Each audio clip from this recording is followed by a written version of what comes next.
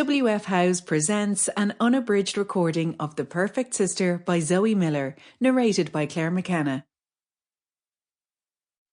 Chapter 1. Holly. On a wet Wednesday night in February, the past I'd struggled in vain to put behind me detonated without mercy, exploding its dark menace across the living room of Rose Cottage. It began as the most innocuous of moments.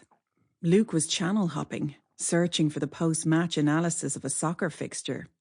Then, in an instant that stopped my breath, the television screen was filled with an image of Liffey Gate. Despite the words of protest flapping inside me like caged birds, and the scalpel-sharp pain that sliced my stomach, I reached out and I stilled Luke's hand on the remote control. I think because he was so startled, he didn't object.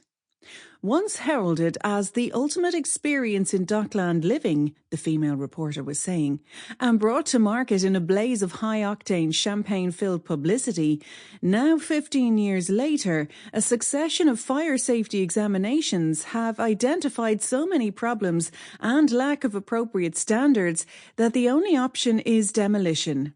Demolition? Icy fingers clawed at my spine. Her voice oozed about me like a malignant force. Liffey Gate, she went on, is the latest example in a long line of Celtic Tiger apartment blocks to suffer problems as a result of being constructed with scant regard for rules and regulations. Major defects have now been identified in many of these. I wasn't interested in other apartment blocks, only the one we'd lived in. Liffey Gate residents have had their tenancies terminated, she continued. And legal proceedings are proving complex due to the apartment block being owned by a group of several investors. The original developer now declared bankrupt.